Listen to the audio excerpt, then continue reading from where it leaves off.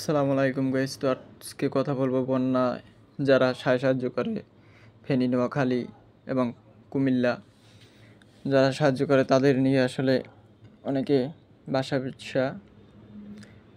বাজে মন্তব্য করে এবং বাজে পোস্ট করে ফেসবুকে।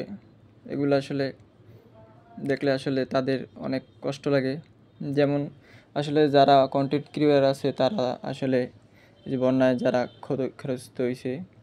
ক্ষতিগ্রস্ত তাদের আসলে সাহায্য করতে যায় এবং এটা ভিডিও করে দেখায় মানুষের যে এই সমস্যা হয়েছে, এই এই সমস্যা হয়েছে, মনে করেন যে যাতে মানুষ দেখে আরও সাহায্যের হাত বাড়িয়ে দেয় যে তাদের এত সমস্যা, এত ক্ষয়ক্ষতি হয়েছে এই কারণে। এবং অনেকে আছে কন্টেন্ট ক্রিয়েটর, ভিডিও করলে ফেসবুকে ভিডিও ছাড়লে টিয়া পায়, এটা একটা তাদের একটা আর কি প্রফেশনাল কাজের মতো ধরা যায়।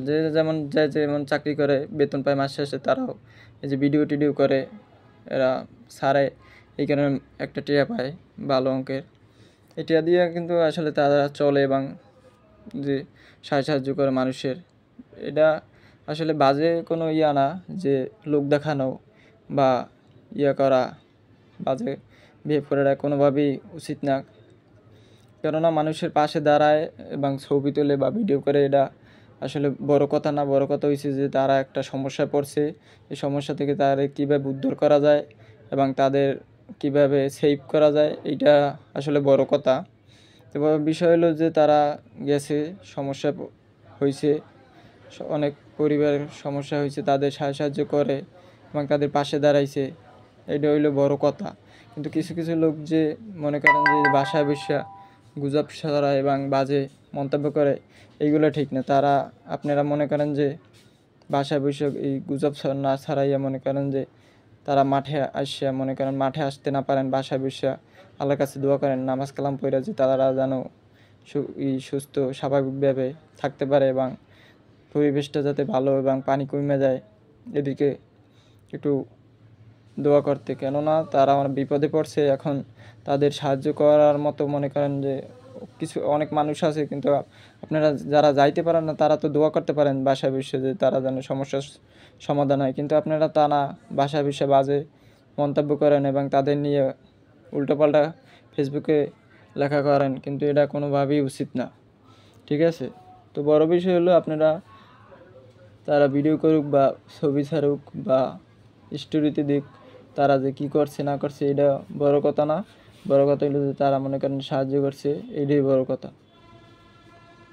তো বিষয়টা হলো যে আপনারা এইভাবে গুজব না ছড়াইয়া, তারা আসলে দেখলে বাজে কমেন্ট না করে তাদের ভিডিওতে, তারা দেখলে মনে করেন যে মনে কষ্ট পায় এবং ভবিষ্যতে আর কোনো সমস্যা হইলে তারা পাশে দাঁড়াবে না। কেননা এই ধরনের বিহেভ করলে তো মনে করেন যে তারা সমস্যায় পড়ে যায় যে আমরা এত কষ্ট করিয়া তুই করলাম, লোকজন যে আমাদের এইভাবে সমালোচনা করে, এটা আসলে কোনোভাবেই উচিত না।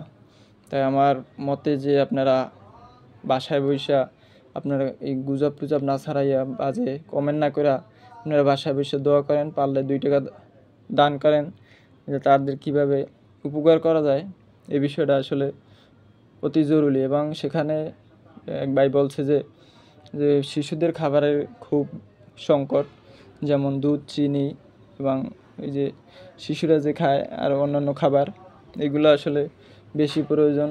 এবং খাবার উদ্ধার কাজ মোটামুটি এখন চলতেছে, উদ্ধার কাজ এখন, কিন্তু শুকনো খাবার প্রয়োজন আছে।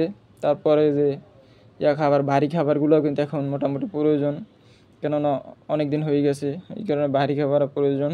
এবং শিশুদের খাবারটা বেশি প্রয়োজন। শিশুদের খাবার কিন্তু অনেকেই নিতে আসলে ভুলে যায়, কেননা তারা এটা চিন্তাও করে না।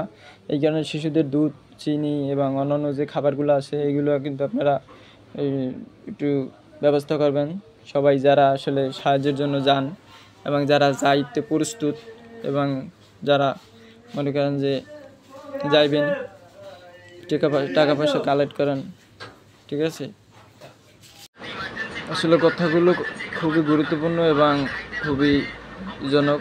তো আসলে যারা শুনবেন এবং যাদের কাছে যাবে সবাই একটু শুনবেন এবং তাদের সাহায্য করবেন। ঠিক আছে। আর এটা মনে করেন যে যারা যারা এই কাজগুলো করছেন তারা সামনে এই কাজগুলো করবেন না, এবং যারা যারা তাদের পাশে দাঁড়াইতে পারেন তারা দাঁড়াইবেন। তো সবাই দোয়া করবেন তাদের জন্য এবং তাদের পাশে দাঁড়াইতে পারেন বা তাদের